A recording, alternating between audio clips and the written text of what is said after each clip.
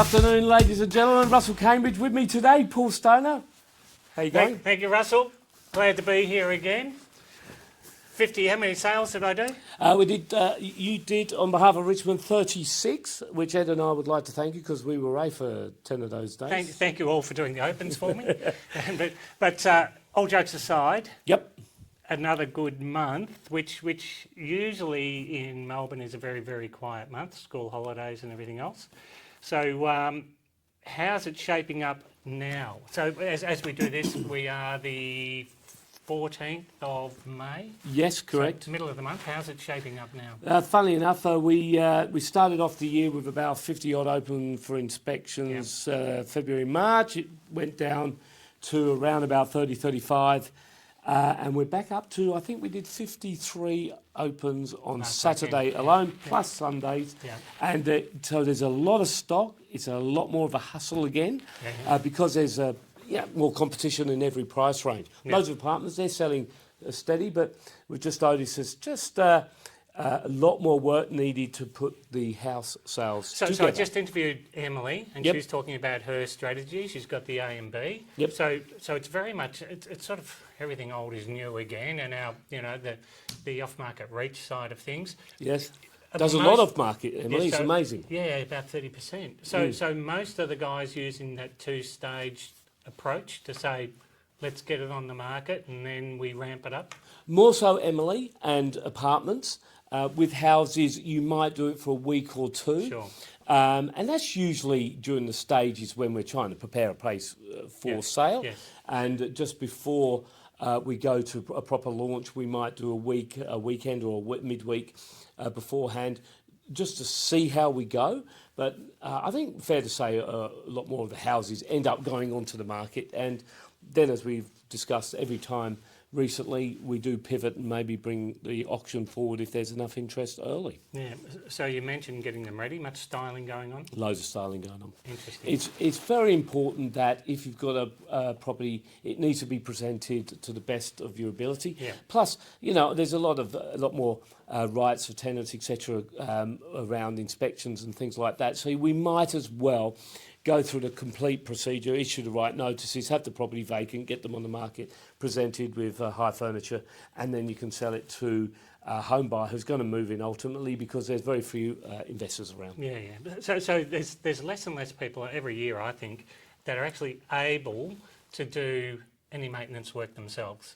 So they don't walk into, my vintage, you'd walk into something, there were certain things that you knew you could do before you had to call a tradie mate. Yep. Now, a lot of them don't have tradie mates. Yep. They just hang out in the banking sector or this sector or that Well, sector. guess what I'm going to do straight from here? Right. I'm going to someone's house to advise them on what they need to do to get it ready for sale. Okay. And I'm taking the team so that they can coordinate the tradies to come back and do that property with that. So it's all layers. People want to walk in and they're buying the lifestyle. They want to see how they could possibly live, and that's it. Yeah, it's interesting. It's become second nature to us. We call ourselves real estate agents, but we're also project managers to get the houses ready for sale. And it's just so basic, most of it. Recarpet, paint, repairs, and then furnish it and style it and create the dream. Yeah. But they're really important questions. Like, you need to ask people if they're prepared to do it, because if they're not thinking about it, you need to explain to them what the benefits are. Yeah, now and again you do come across that delicate situation where the house is great and you just go, we really need to dress this one up and move this family out somewhere else while it's for sale. And, you tread carefully and say, now, have you considered where you might be living whilst we've got it on the market? And they go, oh, yeah, we're going down to Mum and Dad's beach house while you're selling the property. Yeah. We know we haven't presented it right. You go, whew. Fantastic. So the market is A grade, B grade properties. A grades are presented well, they're styled.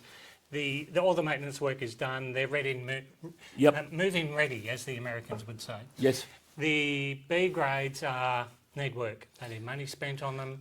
And if you think about interest rates, first-home buyers, everything at the moment, they'll borrow the extra 10 grand so they don't have to do anything, and they'll save like bejesus to pay them off, rather than buy and then have to do some work because they just don't know how to do it and they don't know the people that can do it. Correct. And also in the B grade stock as well is your properties on main roads, or they're surrounded by commercial, etc., or they're on a railway line, something along those lines. The B grade properties, they are the ones that need the bigger push and a bit more hustle, and maybe more of a realignment with pricing, because in a hot market they go as well as the A grade properties, but there are the B grade properties that need to realign, and they are the badly presented, need a bit of work, or busy road, railway line. And we do have a couple of those at the moment, and patience is needed to get those deals across the line. So don't ignore the obvious when you are in there doing the presentations, because they, in most cases, they're already thinking it. They want you to touch on it. And it's, price-wise, everything seems to be within the ranges? Yeah, I'm going to say prices haven't... I know the median price and everything was reported recently that Melbourne had stagnated, and it was... I think that's probably a fair assessment. It's not coming backwards, and we've got high immigration, but there is a high level of stock. So, I think the prices are holding firm. Certainly not going backwards, but they're not rising. No, and probably won't until this whole budget fiasco is settled, which is tonight, and we know where the country's going. This year, I've never known before vendors more willing to take your advice, not haggle and argue over commission or advertising. They know they're on the market for a reason, and they want the property sold, and they fall in line a lot easier than before. Yes, there's a hustle to get it sold, but people do listen and take advice more than ever. Now, if you're wondering what hustle means in Russell's language, look at last month's video, because we spoke about what the guys were doing on a daily, weekly, monthly basis, and it's a lot. And all of that needs to be lifted in these markets for you to get an effective sale. Correct. Best gig in the world. Love hustling, love selling, love pushing and shoving. And at the moment, I've got Julie away on leave, and Paul's had become, for the next 3 weeks, it's a 7-day job for me, and it's the Russell Show. And it's all about me, and I'm loving it. A bit more coordination of the diaries next year for holidays, probably. All good. Congratulations to the team. Thanks for watching, everyone. Thank you. Welcome to Mercedes-Benz Toorak. Here at the Home of Luxury, our friendly and knowledgeable team are here to showcase and demonstrate to you the Mercedes-Benz of your dreams. With a remarkable range of demonstrator vehicles here on site in Toorak, why would you choose to buy your next Mercedes-Benz anywhere else? Bookings are essential to secure your VIP test drive experience this weekend, so reach out now. We look forward to welcoming you to Mercedes-Benz Toorak, the Home of Luxury.